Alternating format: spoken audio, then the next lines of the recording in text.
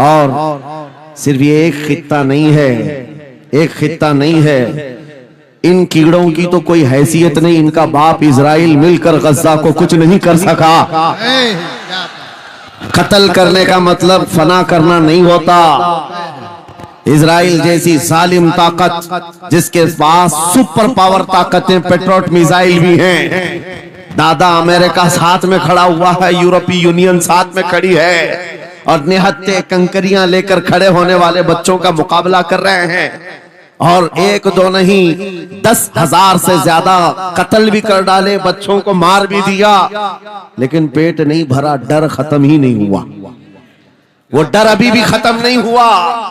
हजारों को कत्ल तो कर लिया, लेकिन रात की नींद और चैन अभी भी बेकार है, गारत है, क्योंकि उन्हें अंदाजा है इस बात का कि इनमें एक भी जिंदा बाकी रह गया तो कल का वो सलाहुद्दीन बन सकता है। क्या बात, तारीख दोहराई जा सकती है। तुम्हारे इलाकों को उखाड़ फेंकने और इसको बेघर करने की एक ही साजिश होती है कि ये गुलामाने उम्मते मुहम्मदिया में रसूल पाक सल्लल्लाहु ताला अलैहि वसल्लम की इस उम्मत में कोई शेर बेदार ना हो जाए, वरना कुत्तों की नींद हराम करके रख देगा। क्या बात। मेरे अजीजों, अपनी वैल्यू समझो, अपनी हैसियत समझो।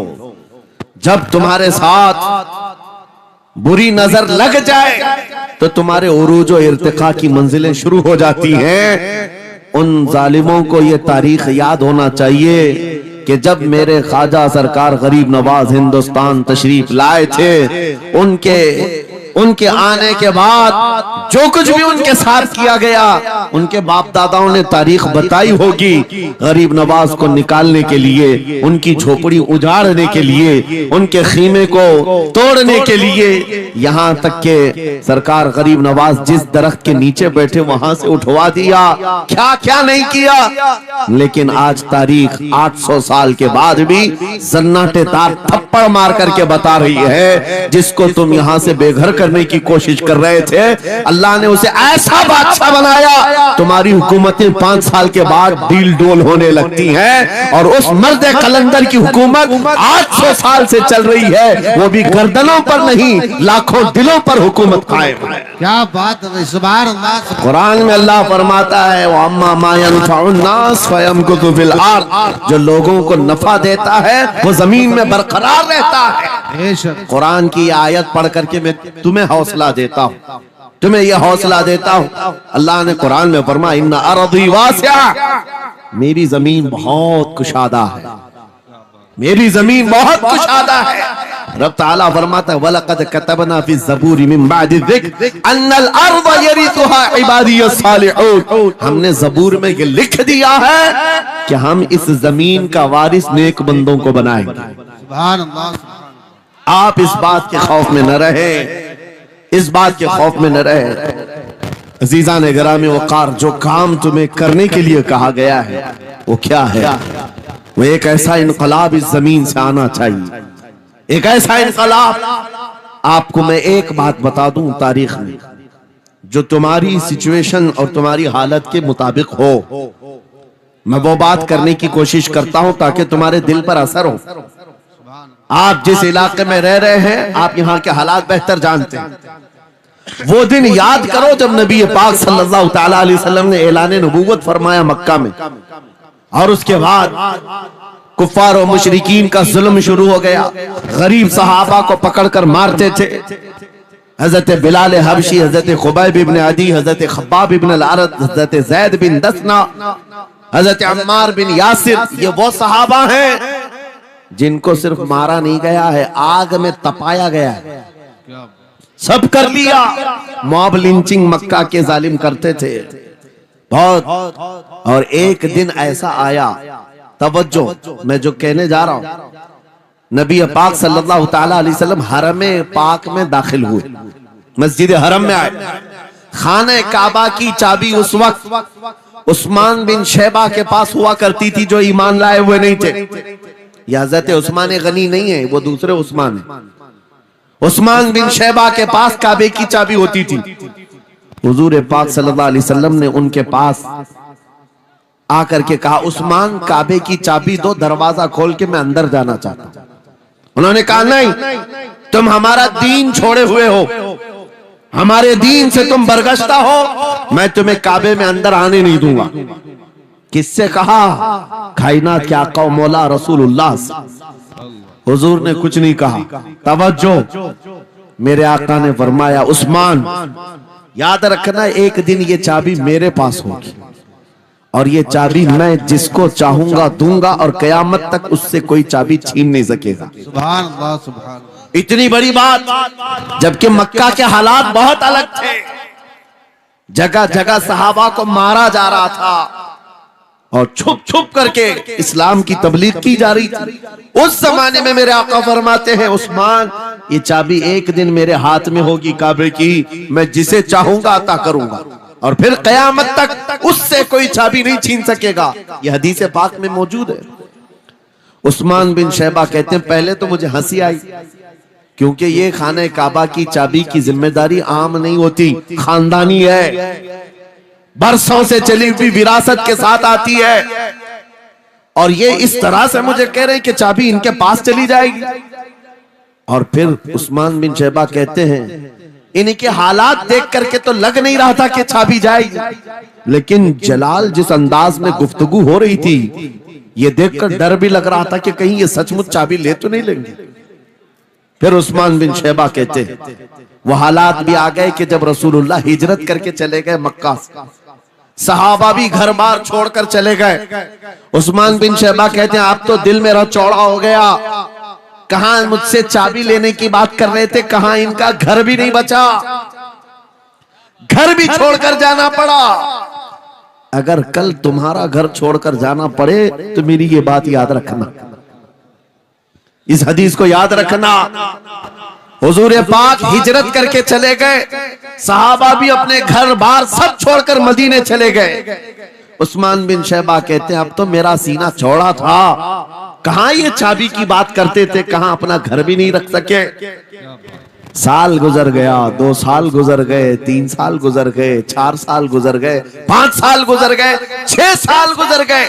हिजरत के बाद फिर वो दिन आ गया जब नबी पाक सल्लल्लाहु अलैहि वसल्लम 10,000 सहाबा के साथ 20 रमजानुल मुबारका को मक्का में फातह मक्का बनकर दाखिल हो रहे हैं। सुभान अल्लाह, सुभान अल्लाह। 6 साल के बाद वापस ही है। जब हुजूर तशरीफ लाए, मक्का की गलियों में अब मुकाबला करने की किसी की हिम्मत नहीं थी, ताकत नहीं थी। हुजूर पाक जैसी हरम मक्का में दाखिल होते हैं, सारे इधर उधर छुप करके भाग रहे थे जिन्होंने जुल्म किया था अपने दौर में।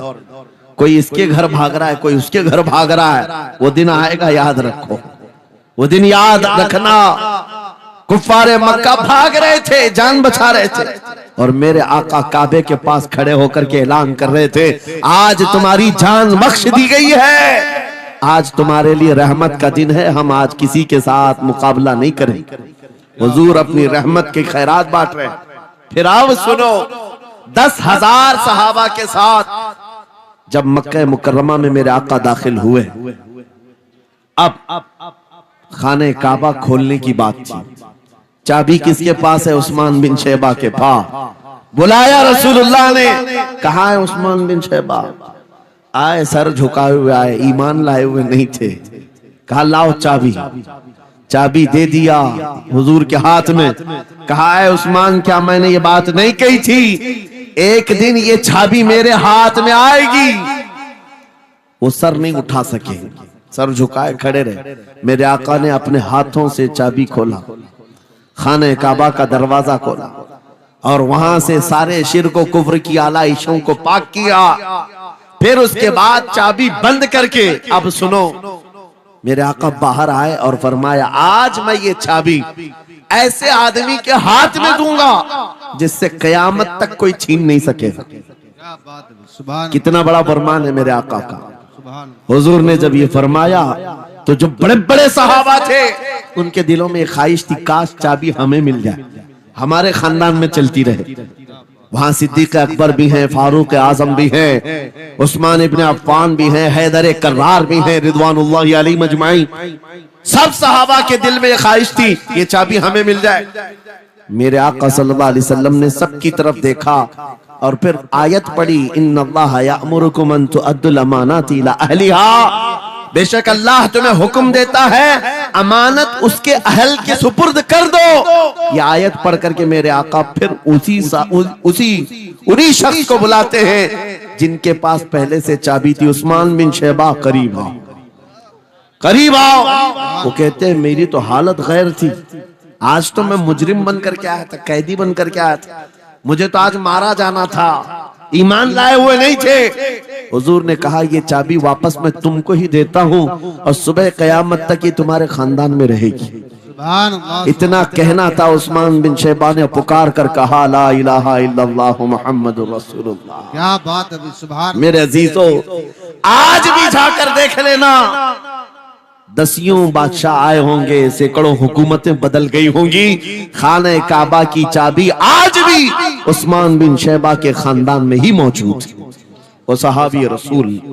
मैं ये हदीस इसलिए आपके सामने अर्ज किया, तुम उस रसूल के उम्मती हो, उस रसूल के उम्मती हो जिन्हें एक बार ललकार करके चैलेंज कर दिया गया था कि काबा की चाबी नहीं देंगे। मेरे आका सल्लल्लाहु अलैहि वसल्लम ने अपने जलाल और जमाल के संगम के साथ ऐलान फरमाया था, ये चाबी मेरे हाथ में होगी। आज उस हबीब कायनात रसूल कायनात सल्लल्लाहु अलैहि वसल्लम की उम्मत को मैं ये हदीस सुना करके अर्ज कर रहा हूँ, हालात अगर मक्का जैसे आ गए तो नर्वस मत हो जाना, हमारा घर लुट जाएगा, हमारी चाबियां चली जाएंगी, हमारे कुवाड़ दरवाजे बंद हो जाएंगे।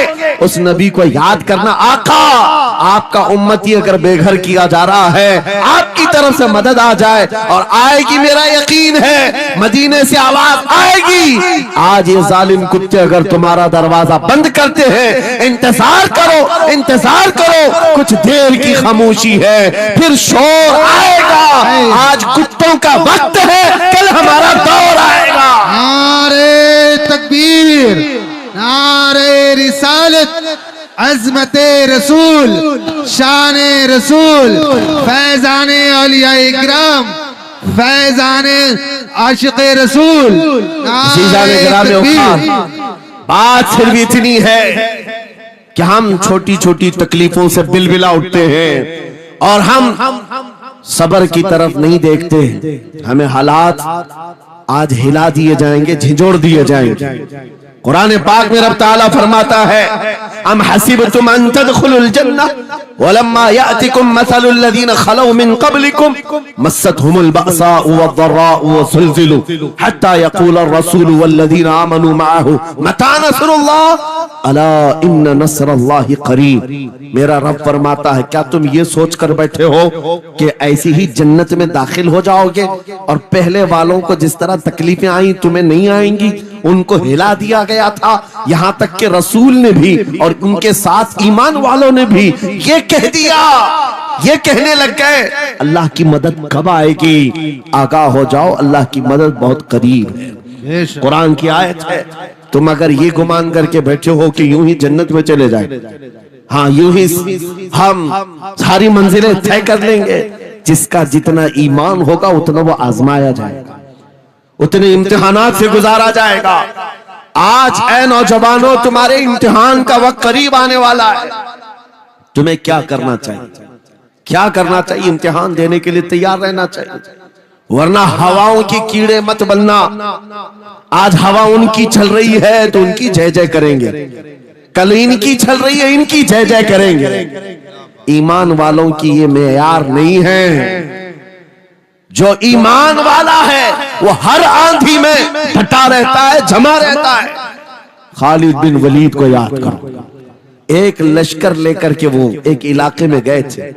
तवज्जो है नौजवानों, हाँ मैं देख रहा हूं बहुत सारे खड़े हुए हैं और बैठे हुए भी हैं। जो जैसा है वही जमा रहेगा, क्योंकि ये महफिल रसूल है, महफिल रसूल है। जाहिर सी बात है, खड़े होने वाले वो भी उतना सवाब हासिल करेंगे, बैठे हुए भी। लेकिन कुरान कहता है ला यस्तविल काइदून, यानी बैठे हुए लोग खड़े हुए लोगों के बराबर नहीं होते। खैर बात यह है कि आप अपना जहन इस तरफ रखें खालिद बिन वलीद उस अजीम मुजाहिद की बात कर रहा हूं रदी अल्लाह तआला अन्हु। एक लश्कर लेकर, नौजवानों का लश्कर था, एक ईसाई किले का मुहासरा कर लिया और किले का मुहासरा करने के बाद अंदर सख्त लोग थे, मुकाबला कर रहे थे, लेकिन किला फतह नहीं। अब अंदर वालों ने यह मशवरा कर लिया, जो बड़ा राहिब था, पादरी था, कहा ये खालिद बिन वलीद है, इससे लड़ना आसान नहीं है, ये जहां जाता है फतह के झंडे गाड़ कर आता है। उसने जो गुरु घंटाल था सबको जमा किया और कहा मैं एक तरीका ढूंढा हूं, इसके जरिए से इनके ऊपर हम कामयाबी हासिल कर लेंगे। सबने कहा हम इत्तेफाक करते हैं। कहा क्या तरीका है? गुरु ने कहा, पादरी ने कहा ये बैठाए ये सब चीजें महफिल रसूल के आदाब नहीं। जो लोग बैठा रहे हैं, मैं कह रहा हूं जो जहां है जिस हालत में है, खड़े रहेंगे इंशाअल्लाह। आप अगर खड़े होने में दिक्कत महसूस कर रहे हैं, मैं भी खड़ा होता हूं इंशाअल्लाह। ठीक है?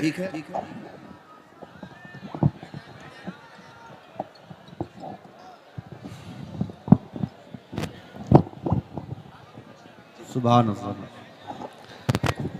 मुझे पता है सब जवान हैं, सुबह तक खड़े होने को तैयार हैं और हम भी खड़े रहेंगे इंशाअल्लाह। अब ठीक है, अब कोई किसी को बिठाए भी नहीं, कोई किसी को खड़ा भी ना करे। दुरूद पाक पढ़ लीजिए एक बार। अल्लाहुम्मा सल्ली अला सय्यिदिना मुहम्मद व आलिहि व अस्हाबिहि व बारिक व सल्लिम। मुझे पता है मुफ्ती साहब, मैं ये आपको बता दूं, हर जलसे में ये हाल हम देखते हैं।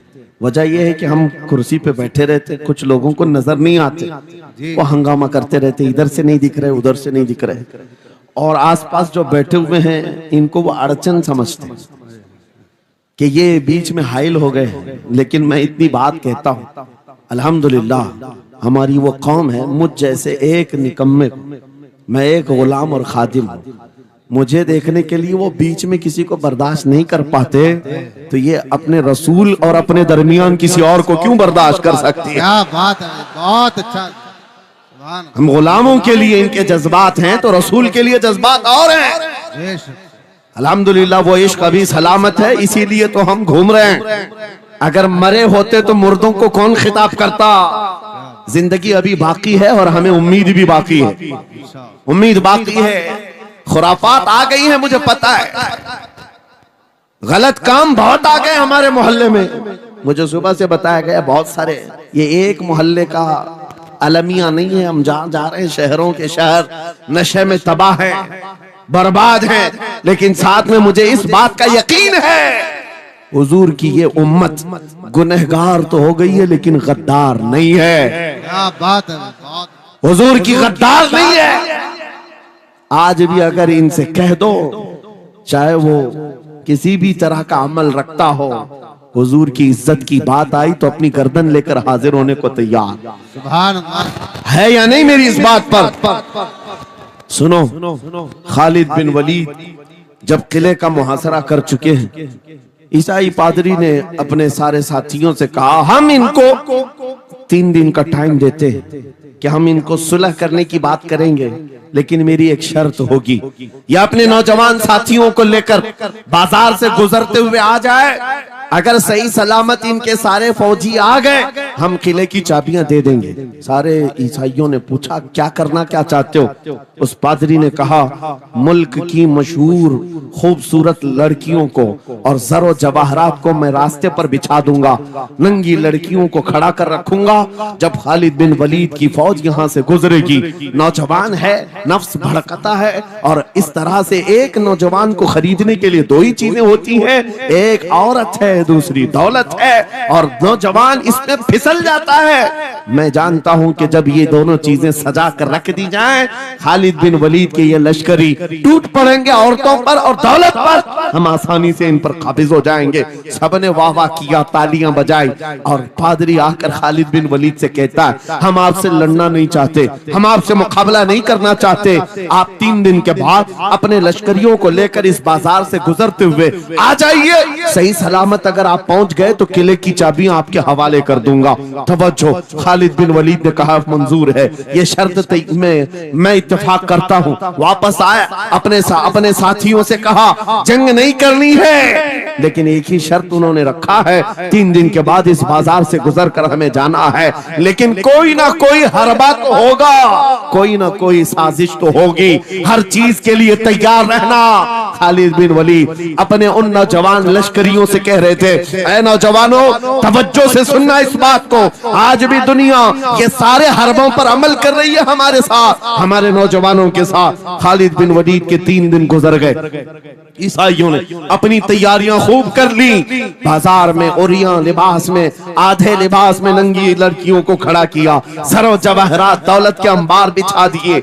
जब खालिद बिन वलीद के सिपाही मैदान में गुजरते हुए उस बाजार में आते हैं, पहला कदम रखा था, नजरें पड़ गई, खालिद बिन वलीद रुक गए, पलट गए, अपने लश्करियों से कहा, वही आज मैं तुमसे कह रहा हूँ। उन्होंने कहा था, ऐ नौजवानों, ऐ रसूलुल्लाह के शहदाइयों, तुम्हारी इम्तिहान का दिन है, आज तुम्हारे इम्तिहान का दिन है। अगर तुम्हारा कदम फिसल गया, सुबह क़यामत तक तुम पर लानतों की फटकार होगी, और अगर जमा रहा, सुबह क़यामत तक अल्लाह की रहमत के फूल बरसाए जाएंगे। नौजवानों ने पूछा, करना क्या है हमें, आज कौन से इम्तिहान में कामयाब होने का तरीका क्या है इस इम्तिहान में? खालिद बिन वलीद ने कहा, कुछ न करना, बस अपने रसूल की सुन्नत पर अमल करना। कहा, हम तो करते हैं, यहाँ क्या करना है? खालिद बिन वलीद कहते हैं, मैंने मेरे मुस्तफा करीम को देखा है, जब रसूलुल्लाह मदीने के बाजार से गुजरते थे, अपनी नजरें नीची करके जाते थे।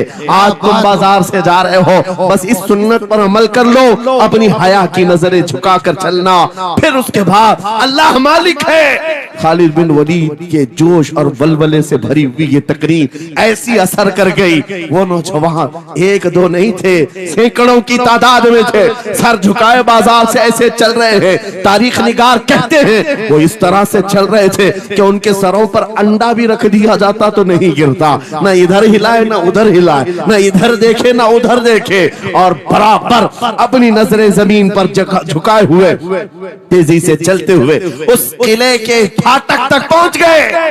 वहां वो पादरी साहब इंतजार में थे, भटक गए होंगे, औरतों से भिड़ गए होंगे, दौलत जमा कर रहे होंगे, मगर ये दीवाने ठुकराते हुए हर दौलत और उरियानियत को उस किले के फाटक तक पहुंच गए। पादरी सामने आया, किले की चाबियां वादे के मुताबिक खालिद बिन वलीद की गोद में डाल दिया और कहा, एक बात बताओ ऐ खालिद, एक बात तो बताओ, ये जो तुमने जमात, ये जो तुमने लश्कर जमा किया है सिपाहियों का, ये इंसान है या फरिश्ते हैं? इनके दिल है या नहीं? इनकी ख्वाहिशात है या नहीं? इनके जिस्मों में नफ्स है या नहीं? हमने मुल्क की सबसे खूबसूरत तरीन औरतों को खड़ा कर दिया था, दौलत को बिछा दिया था, इनमें से एक भी उसकी तरफ तवज्जो नहीं किया।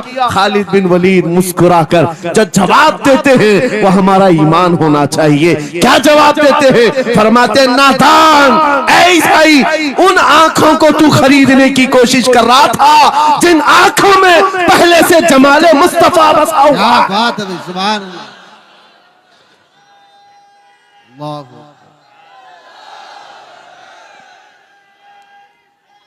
या रसूल,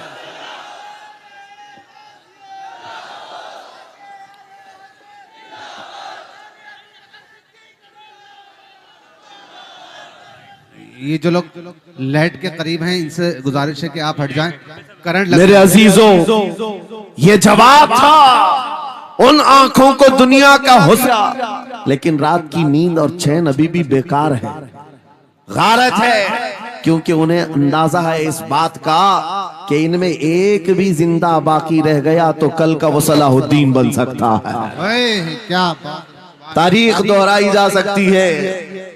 तुम्हारे इलाकों को उखाड़ फेंकने और इसको बेघर करने की एक ही साजिश होती है कि ये गुलामाने उम्मते मुहम्मदिया में रसूल पाक सल्लल्लाहु ताला अलैहि वसल्लम की इस उम्मत में कोई शेर बेदार ना हो जाए, वरना कुत्तों की नींद हराम करके रख देगा। क्या बात है।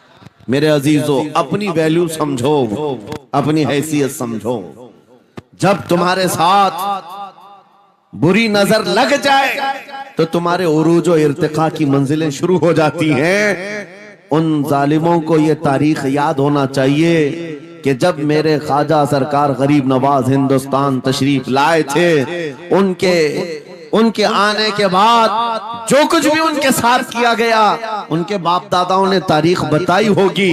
गरीब नवाज को निकालने के लिए, उनकी झोपड़ी उजाड़ने के लिए, उनके खीमे को तोड़ने के लिए, यहाँ तक के सरकार गरीब नवाज जिस दरख्त के नीचे बैठे वहां से उठवा दिया, क्या क्या नहीं किया। लेकिन आज तारीख 800 साल के बाद भी सन्नाटेदार थप्पड़ मार करके बता रही है, जिसको तुम यहाँ से बेघर करने की कोशिश कर रहे थे, अल्लाह ने उसे ऐसा बादशाह बनाया। तुम्हारी हुकूमतें 5 साल के बाद डील डोल होने लगती हैं, और उस मर्द कलंदर की हुकूमत 800 साल से चल रही है, वो भी गर्दनों पर नहीं, लाखों दिलों पर हुकूमत कायम है। क्या बात है। सुभान अल्लाह ने जो कुछ भी मेरे मुतालिक तारुफ कराया, मैं हेच मदा उस लायक नहीं हूं। अल्लाह मुझे उनके हुस्ने जन के मुताबिक बना दे। यकीनन वो मेरी सोहबत नहीं, बल्कि मैं उनकी सोहबत हासिल किया,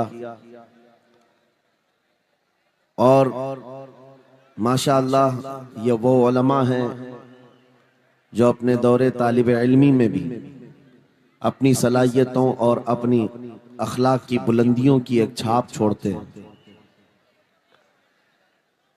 हमारा इंट्रोडक्शन तो सिर्फ इतना ही है जो दुनिया आज हमें पहचानती है।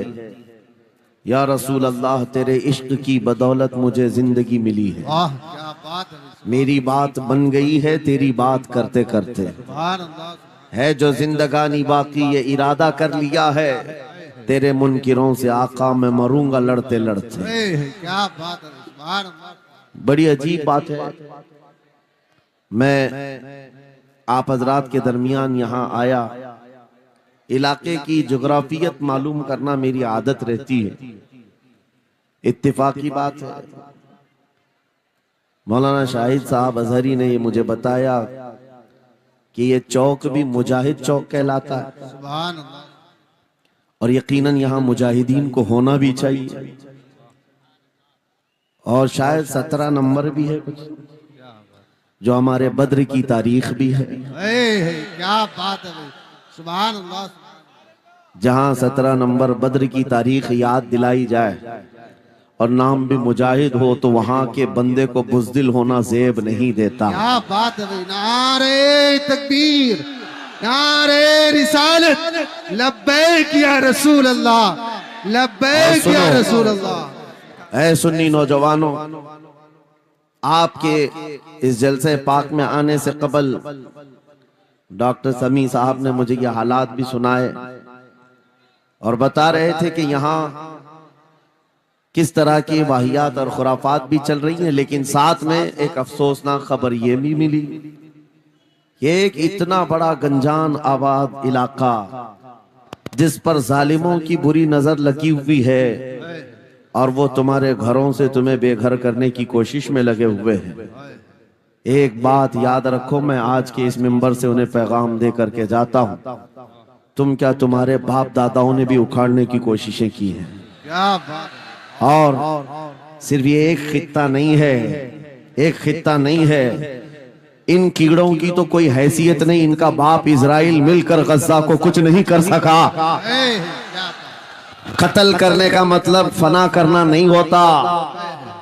इजराइल जैसी जालिम ताकत, जिसके पास सुपर पावर ताकतें, पेट्रोट मिसाइल भी हैं, दादा अमेरिका साथ में खड़ा हुआ है, यूरोपीय यूनियन साथ में खड़ी है, और निहत्ते कंकरियां लेकर खड़े होने वाले बच्चों का मुकाबला कर रहे हैं। और एक दो नहीं, 10,000 से ज्यादा कत्ल भी कर डाले, बच्चों को मार भी दिया, लेकिन पेट नहीं भरा, डर खत्म ही नहीं हुआ। वो डर अभी भी खत्म नहीं हुआ। हजारों को कत्ल तो कर लिया, लेकिन रात की नींद और चैन अभी भी बेकार है, गारत है, क्योंकि उन्हें अंदाजा है इस बात का कि इनमें एक भी जिंदा बाकी रह गया तो कल का वो सलाहुद्दीन बन सकता है। क्या बात, तारीख दोहराई जा सकती है। तुम्हारे इलाकों को उखाड़ फेंकने और इसको बेघर करने की एक ही साजिश होती है कि ये गुलामाने उम्मत मुहम्मदिया में रसूल पाक सल्लल्लाहु ताला अलैहि वसल्लम की इस उम्मत में कोई शेर बेदार ना हो जाए, वरना कुत्तों की नींद हराम करके रख देगा। क्या बात। मेरे अजीजों, अपनी वैल्यू समझो, अपनी हैसियत समझो। जब तुम्हारे साथ बुरी नजर लग जाए तो तुम्हारे उरूज और इर्तिका की मंजिलें शुरू हो जाती हैं। उन जालिमों को ये तारीख याद होना चाहिए कि जब मेरे ख्वाजा सरकार गरीब नवाज हिंदुस्तान तशरीफ लाए थे, उनके आने के बाद जो कुछ भी उनके साथ किया गया, उनके बाप दादाओं ने तारीख बताई होगी। गरीब नवाज को निकालने के लिए, उनकी झोपड़ी उजाड़ने के लिए, उनके खीमे को तोड़ने के लिए, यहाँ तक के सरकार गरीब नवाज जिस दरख्त के नीचे बैठे वहां से उठवा दिया, क्या क्या नहीं किया। लेकिन आज तारीख 800 साल के बाद भी सन्नाटेदार थप्पड़ मार करके बता रही है, जिसको तुम यहाँ से बेघर करने की कोशिश कर रहे थे, अल्लाह ने उसे ऐसा बादशाह बनाया, तुम्हारी हुकूमतें 5 साल के बाद डील डोल होने लगती हैं, और उस मर्द कलंदर की हुकूमत 800 साल से चल रही है, वो भी गर्दनों पर नहीं, लाखों दिलों पर हुकूमत कायम है। क्या बात है, सुभान अल्लाह। कुरान में अल्लाह फरमाता है, वो अम्मा मा यनफउन्नास फयमकुतु फिल अर्द, जो लोगों को नफा देता है वो जमीन में बरकरार रहता है। कुरान की आयत पढ़ करके मैं तुम्हें हौसला देता हूँ, तुम्हें यह हौसला देता हूँ। अल्लाह ने कुरान में फरमाया, इन्ना अर्दी वासिआ, मेरी जमीन बहुत कुशादा है, मेरी जमीन बहुत कुशादा है। रब ताला फरमाता है, वलक़द कतबना फी ज़बूरी मिन बादि ज़िक्र अन्नल अर्द यरिथुहा इबादियस सालिहून, हमने ज़बूर में ये लिख दिया है कि हम इस जमीन का वारिस नेक बंदों को बनाएंगे। सुभान अल्लाह। आप इस बात के खौफ में न रहे, इस बात के खौफ में न रहे। अजीज़ान गिरामी वक़ार, जो काम तुम्हें करने के लिए कहा गया है वो क्या है? वो एक ऐसा इनकलाब इस जमीन से आना चाहिए, एक ऐसा इनकलाब। आपको मैं एक बात बता दूं, तारीख में जो तुम्हारी सिचुएशन और तुम्हारी हालत के मुताबिक हो, मैं वो बात करने की कोशिश करता हूं ताकि तुम्हारे दिल पर असर हो। आप जिस इलाके में रह रहे हैं, आप यहाँ के हालात बेहतर जानते हैं। वो दिन याद करो जब नबी पाक सल्लल्लाहु ताला अलैहि वसल्लम ने ऐलान नबूवत फरमाया मक्का में, और उसके बाद कुफ्फार और मुशरिकीन का जुल्म शुरू हो गया। गरीब सहाबा को पकड़कर मारते थे। हजरत बिलाल हबशी, हजरत खुबैब इब्न अदी, हजरत खब्बाब इब्न अल-अरद, हजरत ज़ैद बिन दसना, हजरत अम्मार बिन यासिर, ये वो सहाबा हैं जिनको सिर्फ मारा नहीं गया है, आग में तपाया गया है। सब कर लिया। मॉब लिंचिंग मक्का के जालिम करते थे बहुत। और एक दिन ऐसा आया, तवज्जो, मैं जो कहने जा रहा हूं, नबी पाक सल्लल्लाहु ताला अलैहि वसल्लम हरम पाक में दाखिल हुए, मस्जिद हरम में आए। खाने काबा की चाबी उस वक्त उस्मान बिन शैबा के पास हुआ करती थी, जो ईमान लाए हुए नहीं थे। ये हजरत उस्मान गनी नहीं है, वो दूसरे उस्मान है। उस्मान बिन शैबा के पास काबे की चाबी होती थी। हुजूर पाक सल्लल्लाहु अलैहि वसल्लम ने उनके पास आकर के कहा, उस्मान काबे की चाबी दो, दरवाजा खोल के मैं अंदर जाना चाहता हूं। उन्होंने कहा, नहीं, तुम हमारा दीन छोड़े हुए हो, हमारे दीन से तुम बरगश्ता हो, मैं तुम्हें काबे में अंदर आने नहीं दूंगा। किससे कहा? कायनात के आका मौला रसूलुल्लाह। हुजूर ने कुछ नहीं कहा। तवज्जो, मेरे आका ने फरमाया, उस्मान याद रखना, एक दिन ये चाबी मेरे पास होगी, और ये चाबी मैं जिसको चाहूंगा दूंगा, और कयामत तक उससे कोई चाबी छीन नहीं सकेगा। सुभान अल्लाह, सुभान। इतनी बड़ी बात, जबकि मक्का के हालात बहुत अलग थे। जगह जगह सहाबा को मारा जा रहा था, और छुप छुप करके इस्लाम की तबलीग की जा रही थी। उस जमाने में मेरे आका फरमाते हैं, उस्मान ये चाबी एक दिन मेरे हाथ में होगी काबे की, मैं जिसे चाहूंगा अता करूंगा और फिर कयामत तक उससे कोई चाबी नहीं छीन सकेगा। ये हदीस पाक में मौजूद है। उस्मान बिन शैबा कहते हैं पहले तो मुझे हंसी आई, क्योंकि ये खाने काबा की चाबी की जिम्मेदारी आम नहीं होती, खानदानी है, बरसों से चली हुई विरासत के साथ आती है। और ये इस तरह से मुझे कह रहे हैं कि चाबी इनके पास चली जाएगी। और फिर उस्मान बिन शैबा कहते हैं इनके हालात देख करके तो लग नहीं रहा था